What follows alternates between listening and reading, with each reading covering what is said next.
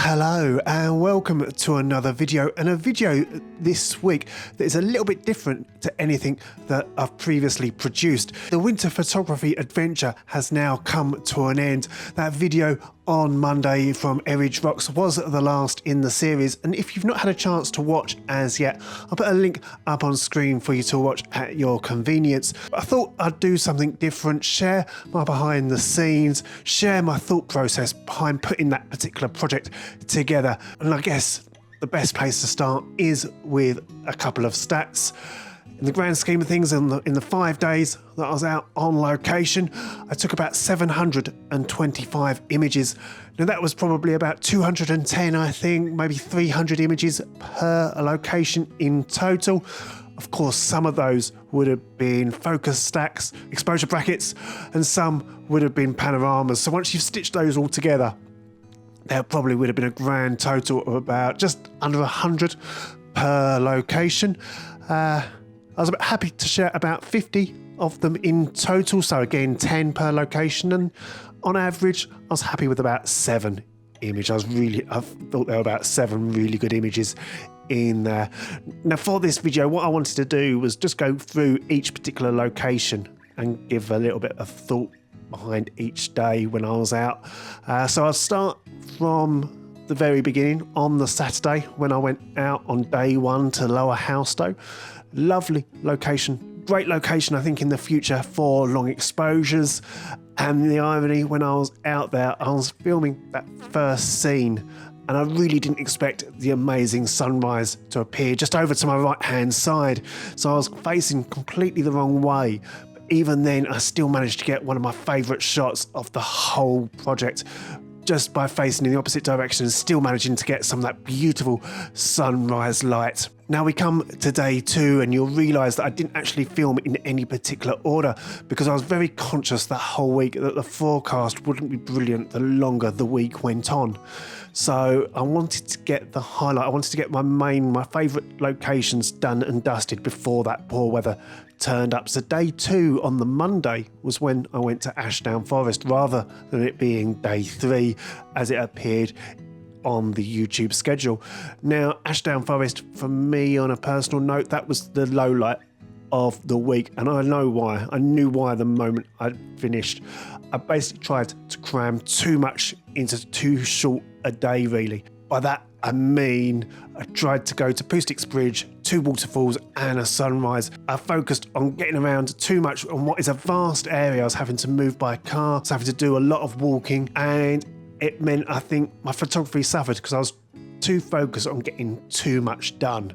Another stat to share from the week as a whole, I filmed about 5 hours of footage from, again, all locations combined.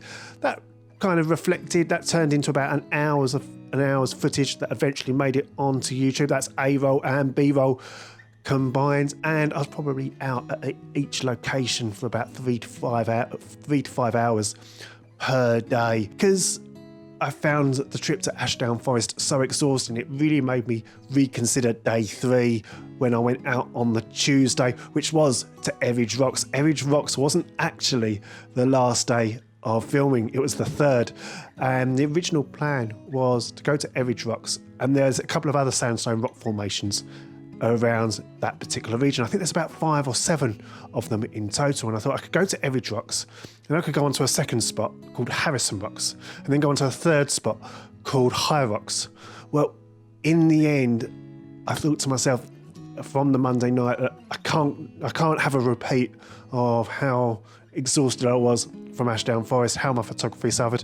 I'm just going to focus on Eridge Rocks, which I did and had a great time in the process, touring there, taking some amazing shots. Can't wait to go back. However, once I was done at Eridge Rocks, once I'd done all my filming, once I'd done my photography, once I was done with everything I needed to do, I then went on to Harrison Rocks, did a little bit of scouting mission, spent an hour there, took a couple of really nice photos that I really liked. But it was so muddy, the ground was such a quagmire because of how much rain we'd had that week, and I'd already had this problem in the days leading up. I was just like, I'm fed up of having to worry about falling over, worrying about protecting my gear. I'm done here for today. And that brings me on to day 4, which was the Thursday. I didn't get a chance to get out on the Wednesday. Ideally, I'd have gone out. If I could have done, I'd have gone out every single day to a new location. As it was, Wednesday was so wet, I couldn't get out. And Thursday was very much the same, but it wasn't as bad. And I knew I was only going to a little bit more of a local location when I went up to Northwood Hills. And I also wanted to go out to Northwood Hills because I thought it'd be a great chance to show, like I said, the realities of landscape photography. It's so easy to see the end result and think to yourself, okay, it's a great being into landscape photography because you get to go out and see amazing moments, amazing subjects, amazing locations during the best moments. And it's not the case. You can go out like I did to Northwood Hills and you can hope, oh, am I going to get a nice bit of light? Am I going to get a nice composition? Am I going to get some beautiful, maybe golden hour light? No, Northwood Hills, that is the reality of photography, really. When you go outside, you don't know what the forecast is going to be like. 1 minute it's going to be nice and it's going to be a little bit windy, and the next minute the rain shows up and you've really got to think about protecting your gear. And it was a great experience because it's somewhere that I'll go back to in the future. I think it's a great location to have in my pocket. However, ironically, I got back to the car and I hadn't been back to the car for about 2 minutes. The heavens really did open. It was an absolute deluge and I would have been a drowned rat had I not got back to the car when I did so. So that was really good timing. And then finally on the Friday, I went down to Teston Bridge. Now, Teston Bridge wasn't day 5 of the photography adventure. Instead, I wanted to do something a little bit different, just to break up the project on YouTube. And I already knew that I wanted to do 1 photo per each of the 4 seasons. And I also knew that when I was going out, that was the 23rd of February. And I only had about a week, 2 more weeks left of winter. So I needed to get out. I needed to produce something. So I thought it was the best time to get out. So it was kind of killing 2 birds with 1 stone in that regard. The only disappointing thing was I'd hoped to get down to the next town, kind of walking alongside the river, and it was just so wet. The fields were flooded. It just epitomised the rest of the week. Whilst it was a lovely day, it was still just the ground was just still so wet. It was just impossible. But it didn't stop me from having a great week.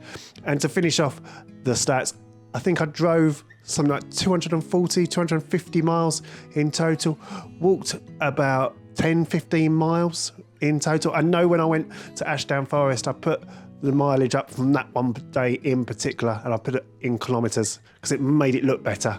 But in the grand scheme of things, I am in England, so I should really use the right system. Now, what have I been up to since? Because of course, the ideal factor about putting that project together meant that my whole schedule for producing videos in March was done and dusted.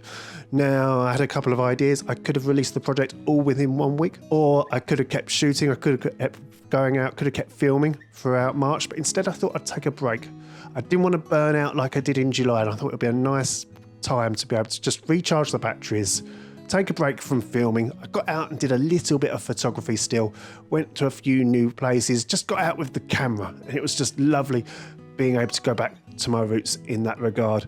The plan was today being Wednesday, the day before this video goes out, the plan was not to film anything until today or at some point this week, because then it would have been exactly 1 month since I'd kind of stood in front of the camera. Unfortunately, the Easter weekend, it's looking a bit bleak.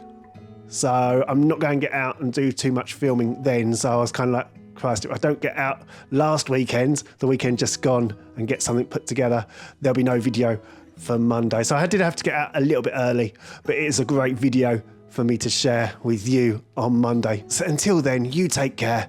I'll see you out and about on Monday. But for now, it's bye from me.